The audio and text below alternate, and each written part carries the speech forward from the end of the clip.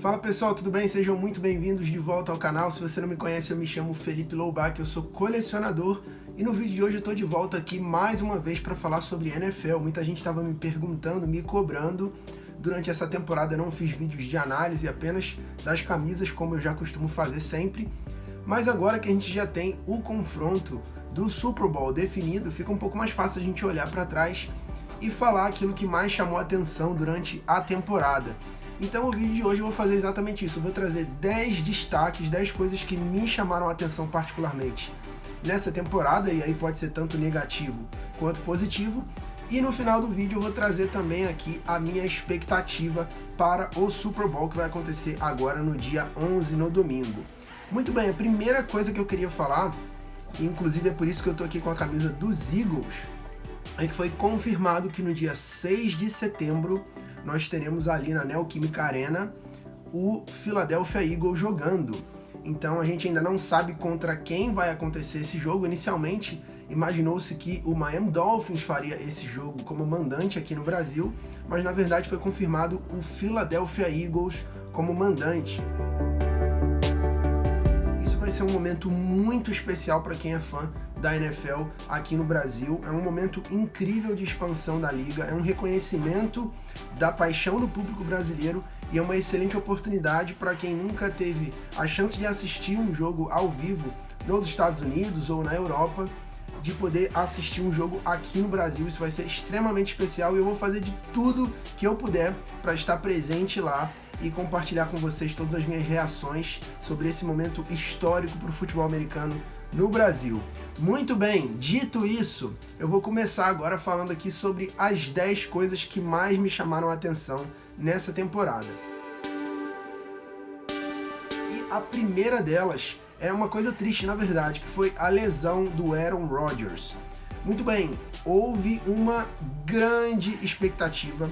Eu acho que isso é óbvio, né, pelo tamanho do Rodgers, por tudo que ele representa e principalmente porque ele era um dos últimos quarterbacks daquela geração que a gente acompanhou, né, Drew Brees, Tom Brady e tantos outros, né, Eli Manning, o Big Ben, enfim. A gente ainda tem o Joe Flacco dessa época, né, em atividade, inclusive ele jogou algumas partidas pelo Cleveland Browns.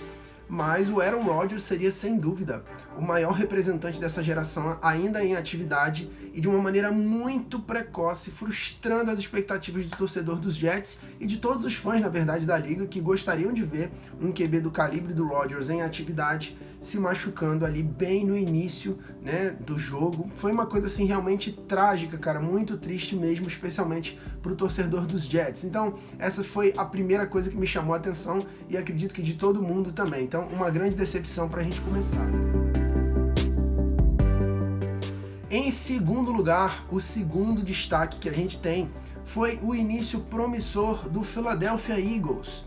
Começando ali com uma campanha de 10-1, aparentemente tudo funcionando muito bem, e eu vou utilizar aqui a citação de um grande amigo meu, que é o Felipe Oliveira. Se ele estiver assistindo isso, muito obrigado, Felipe, por ter compartilhado esse pensamento comigo, porque ele sintetiza muito bem a informação que eu pretendia transmitir.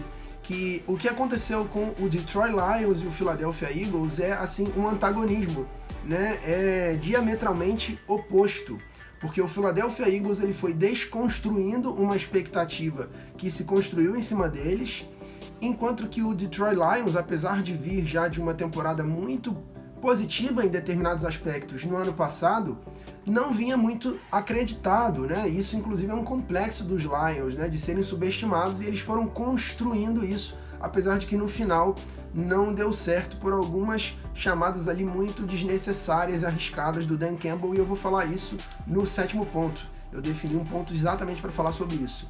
Mas os Eagles abriram ali 10-1, um time, né, que já há alguns anos vem se consolidando como muito importante na liga, muito relevante, muito competitivo, uma equipe muito entrosada, mas que claramente se perdeu no meio do caminho e teve como o ápice, né, para coroar essa temporada triste, a aposentadoria do Jason Kelce, que já imaginava de fato que esse seria o último ano dele. Inclusive tem um documentário no Amazon Prime Video que eu sugiro que você assista, que fala um pouco ali sobre os irmãos Kelce e mostra um pouco da rotina dele fora dos gramados. Se você gosta do Jason Kelce, vale muito a pena você assistir. terceiro ponto, terceiro destaque que eu trago aqui, foi o jogo de 70 pontos do Miami Dolphins contra o Denver Broncos. Foi uma coisa assim humilhante, os Dolphins jogando em casa. Eles tiraram o pé do acelerador no final porque já estava realmente assim muito feia a situação e dava indícios, né, de que o poderoso ataque do Miami Dolphins iria definitivamente muito longe. E a gente pode dizer que em certa medida eles foram, mas infelizmente teve um colapso na reta final. E eu definitivamente posso dizer, com o que eu tenho visto até agora, que apesar de muito talento, algumas falhas ali no meio do caminho, envolvendo inclusive lesões, concussões, né, do Tua Tagovailoa, mas apesar dele ter liderado a liga esse ano em jardas passadas, muito inclusive por causa desse jogo, ele definitivamente não me transmite ainda muita confiança.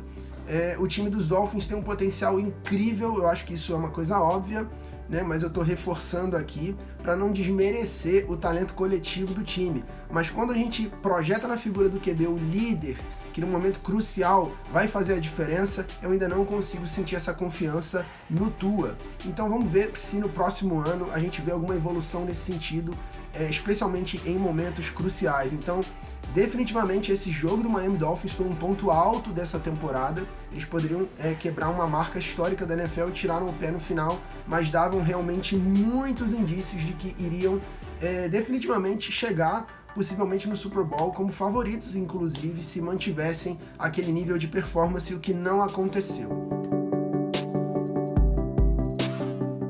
O quarto ponto que eu quero falar aqui é muito interessante, que fala sobre expectativa e realidade. A gente tem dois jovens aqui de 22 anos. De um lado, a gente tem a primeira escolha geral do draft, né? E é claro que eu estou falando do Bryce Young.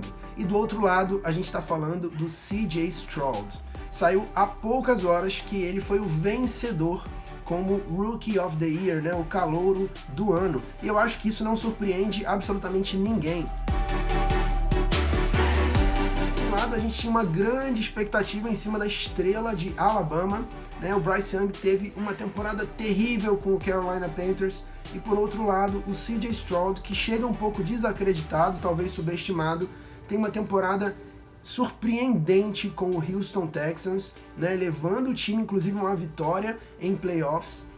Então assim, caíram de pé, surpreenderam muita gente, e é um futuro promissor, talvez a médio e longo prazo, com ali uma boa reconstrução, um bom fortalecimento da linha ofensiva e fornecendo alvos para esse menino. Realmente o Houston Texans tem um horizonte pela frente. Então é uma questão de expectativa e realidade que mostra, né, o quanto a gente pode se surpreender com aquilo que é projetado nos prospectos que a gente vê do draft. E falando inclusive em Carolina Panthers, né, que cede a primeira escolha geral para o Chicago Bears, a gente tem aí uma situação parecida com aquilo que é estimado, com aquilo que é esperado em cima do Caleb Williams, potencialmente a primeira escolha para Chicago, que tem um dilema aí para o futuro do Justin Fields e companhia limitada. E o quinto ponto que eu destaquei aqui para falar é a maldição do Buffalo Bills. Olha, se você conhece um pouquinho sobre a história da NFL, você deve saber que nos anos 90 o Buffalo Bills chegou 4 vezes no Super Bowl e perdeu as 4 vezes. E definitivamente parece que é uma coisa que não tem uma explicação analítica e objetiva. Parece que é uma coisa de fato, de ordem sobrenatural, metafísica. É de outro plano o que acontece com esse time, que consegue reunir um elenco muito capaz e falhar miseravelmente, seja por azar ou por incompetência. A gente viu um jogo muito diferente, com algumas escolhas assim bastante questionáveis, mas sobretudo a falha do pobre coitado do Tyler Bass, que vinha fazendo uma boa temporada, e o kicker sem dúvida teve a pior noite da sua vida, possivelmente.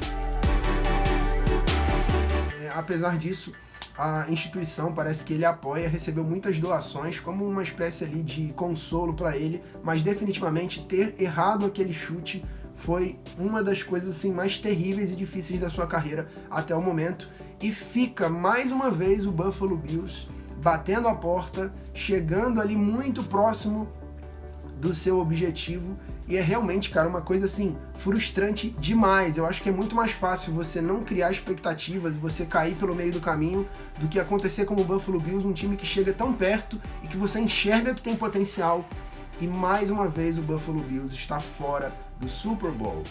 Uma coisa assim realmente trágica, né, para o torcedor do Buffalo Bills e para todo mundo que gosta de futebol americano e vê todo o potencial e talento que esse time tem, especialmente o Josh Allen.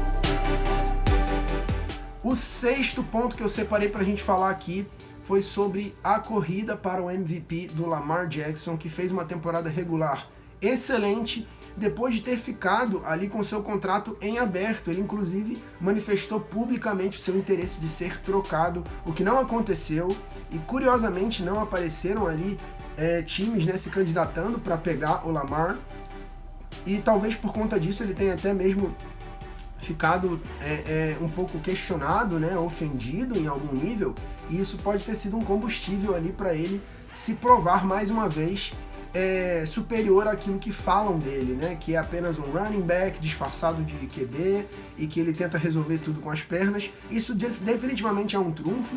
Ele corre muito bem, ele não é um QB de ficar no pocket e passar a bola, apesar de passar a bola muito bem e demonstrar que tem capacidade para fazer isso, mas foi exatamente por tentar fazer isso contra os Chiefs e não fazer aquilo que ele já fazia costumeiramente, que era resolver com as pernas e improvisar quando era necessário, que a gente viu o Baltimore Ravens caindo, né? Então, assim, definitivamente isso compromete o futuro do Lamar Jackson, no sentido de que é muito cansativo você, assim como a gente falou aqui do Buffalo Bills, né, chegar tão perto, e ele mesmo falou que tá ficando velho, né, apesar disso não ser uma coisa assim muito fácil da gente compreender, no sentido de que o atleta, ele tem um tempo de vida útil, especialmente um QB que se coloca tanto para contato, como o caso dele.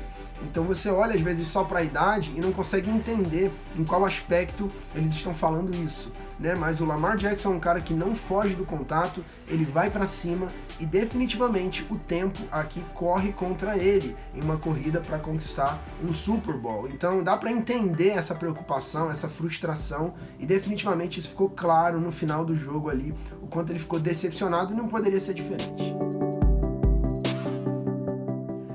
A sétima coisa que eu separei para falar aqui, o sétimo destaque, foi a temporada excelente do Jared Goff, um cara que já foi muito questionado também. Eu sempre gostei muito dele, desde a época do Los Angeles Rams, e os Lions fizeram o contrário aqui dos Eagles, como eu falei lá atrás, no segundo ponto, e o Felipe destacou isso muito bem.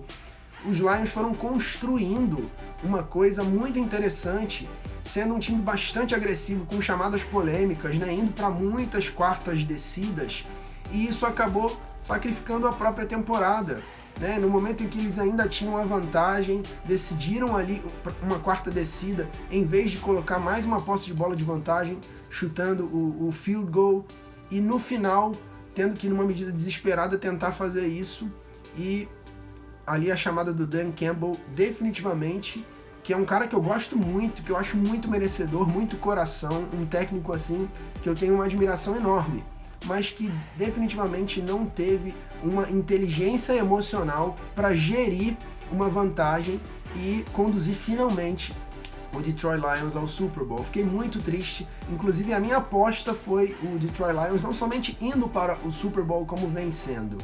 Então fiquei muito triste, e esse é um destaque. Um abraço para o meu amigo Rodrigo, que é torcedor, que eventualmente pode assistir esse vídeo.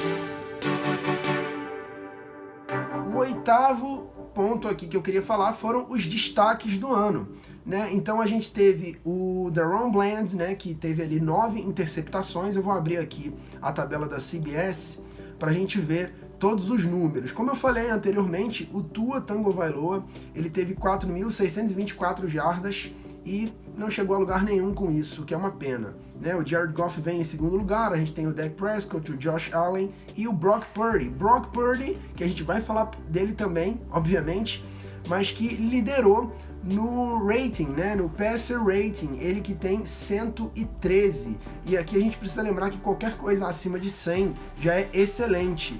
Então a gente teve o Dak Prescott em segundo, o Kirk Cousins em terceiro, o Lamar Jackson em quarto e o Tua fechando essa lista com 101. Jardas corridas, a gente tem aqui, cara, um dos jogadores mais dinâmicos da NFL. O Christian McCaffrey com 1.459 jardas corridas, além das jardas recebidas, porque ele também recebe, e nessa categoria a gente também pode colocar o Deebo Samuel, e aqui a gente já vê um pouquinho do que a gente tem nesse elenco dos 49ers no Super Bowl, um elenco extraordinário, com Brandon Ayuk, com Deebo Samuel, com George Kittle, com Christian McCaffrey, cara, e ainda tem o Brock Purdy, né? Então assim, é uma história interessante, a gente vai falar isso daqui a pouco. Tyreek Hill com 1.799 jardas recebidas. Uma coisa impressionante o quanto ele se mantém no topo mesmo depois de algum tempo, né? Então é um cara assim que é praticamente um velocista jogando futebol americano e que tem uma habilidade incrível de receber a bola em circunstâncias adversas. Em alguns momentos ele dropa alguns passes assim bizarramente, mas ele tem se mantido no topo da lista, ou pelo menos entre os 5 já há algum tempo. E eu queria destacar aqui que, além, é claro, dos nomes óbvios, né, como CeeDee Lamb, o Amon-Ra St. Brown, a gente tem o Puka Nacua, que foi um cara assim que chamou a atenção de maneira extraordinária também. Um rookie que chegou surpreendendo todo mundo, e fechando essa lista aqui das jardas recebidas, a gente tem no 5º lugar o A.J. Brown com 1.456, então o Puka ficou inclusive com mais jardas recebidas do que ele, fechando com 1.486, uma diferença sutil aqui, mas considerável. E agora a gente tem uma outra interessante pessoa aparecendo aqui, que é o Brandon Aubrey, esse cara que era jogador de futebol, ele chegou a jogar na CFL também, se eu não me engano. Espero não estar aqui cometendo uma gafe, mas eu tenho uma recordação de ter escutado essa informação, que é o kicker que apareceu para o Dallas Cowboys essa temporada, e ele meteu simplesmente 157 pontos, o que dá mais ou menos 52 field goals. O cara é uma máquina, e ele conseguiu deixar em segundo lugar ninguém menos do que Justin Tucker, né, que ficou com 147 pontos, seguido por Jason Myers, e aí a gente tem o Harrison Butker, que está no Super Bowl com os Chiefs, e fechando a gente tem o Cairão da Massa com 136. Agora em sacks a gente tem a máquina TJ Watt, que tem diluído o seu talento ali, perdido o seu talento, desperdiçado, talvez, me desculpa você torcedor dos Steelers, num time que não tem potencial para ir muito longe, infelizmente, pelo menos não a médio ou curto prazo. Então a gente sabe que a posição de defensor, sobretudo, ela é muito física, ela exige muito do jogador, então é muito triste a gente ver um cara que consegue fazer 19 sacks na temporada desperdiçando, né, entenda aqui o que eu estou querendo dizer, o seu talento e o seu vigor físico em um time que não pode oferecer para ele muitas condições aqui na pós-temporada. E fechando aqui a nossa lista, a gente tem o DaRon Bland com 9 interceptações, e liderando a liga mais uma vez em tackles, a gente tem o Bob Wagner do Seattle Seahawks. Pessoal, dando prosseguimento agora com o 9º destaque, teve uma coisa que chamou muita atenção durante essa temporada, que foi o relacionamento do Travis Kelce com a loirinha, com a Taylor Swift, uma artista, uma cantora extraordinária que inclusive acabou de ganhar mais um Grammy para sua coleção, e definitivamente os holofotes da liga se voltaram para a presença dela nos jogos, o que movimentou muito dinheiro e caiu como um presente no colo do Kansas City Chiefs e da NFL, que lucraram cerca de 1,6 bilhões de reais com tudo que envolve esse relacionamento e com a presença dela nos jogos, as roupas que ela utilizava, as reações a cada touchdown ou recepção do Travis, e a gente vai ter a presença dela, ao que tudo indica, também no dia 11. Isso é um detalhe que, apesar de ser incômodo para algumas pessoas, foi muito conveniente pela quantidade de novos fãs que chegaram por conta da presença dela no jogo. Isso é uma coisa muito positiva para a liga, e a gente não poderia deixar de falar. E agora, para encerrar o vídeo, o 10º destaque aqui, e nesse sentido, né, a gente já vai falar um pouco sobre a previsão e expectativa, mas a história do Brock Purdy. Para mim, esse é o maior destaque, e eu deixei ele por último, porque você considerar um roteiro como esse, é uma coisa para documentário, uma coisa para filme, é realmente assim uma coisa hollywoodiana. Imagina você sendo a última escolha, no caso para ser mais específico, a escolha 262 da 7ª rodada do draft, receber uma camisa escrito Senhor Irrelevante. E aí, quando você tem a oportunidade de ser titular, no caso ano passado ele já tinha chamado a atenção, mas agora definitivamente assumindo o time, ele consegue chegar até o Super Bowl. E não somente isso, a gente acabou de ver aqui na CBS que o passer rating do Brock Purdy foi de 113. Então ele não só chegou ao Super Bowl, tudo bem que ele é muito questionado porque quando você tem um elenco tão talentoso como o do San Francisco 49ers, é muito fácil você diluir os méritos e não concentrar no líder ali, que é o QB. E eu entendo isso um pouco, né? Realmente você tem muito talento em volta dele, mas definitivamente, analisando individualmente o que ele tem feito, é impressionante. E caso ele consiga vencer o Super Bowl com o San Francisco 49ers, vai ser uma história cinematográfica e vocês podem esperar os documentários, porque realmente vai ser uma coisa impressionante. Então eu vou falar o que eu gostaria que acontecesse e o que eu acho que vai acontecer. A minha torcida vai, é claro, para que o San Francisco 49ers vença o Super Bowl e essa história magnífica desse time, liderado por Kyle Shanahan, e sobretudo por conta da história do Brock Purdy, seja contada em um documentário ou talvez em um filme, porque vai ser realmente um roteiro assim incrível. Mas o que eu acredito que vai acontecer de fato vai ser o Patrick Mahomes colocando o 3º anel no dedo, Andy Reid, Companhia Limitada, Travis Kelce e a Taylor Swift comemorando desesperadamente.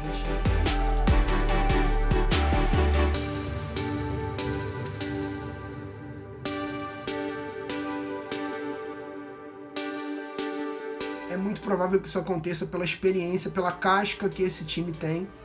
E ele já passou por essa situação outras vezes, né? É diferente. Então é natural que a gente veja talvez um nervosismo ali no Brock Purdy, principalmente no final do 3º quarto, né? É uma coisa comum de acontecer, especialmente quando você nunca passou por esse momento, mas eu espero ser surpreendido e assim que a gente tiver o campeão do Super Bowl, eu volto aqui para comentar com vocês as minhas impressões. Me conta aqui abaixo o que você achou que eu deixei de falar nesse vídeo, quais foram os destaques na sua opinião, e eu quero também saber a sua opinião para esse Super Bowl. Então é isso, pessoal, um forte abraço, eu encontro vocês no próximo vídeo.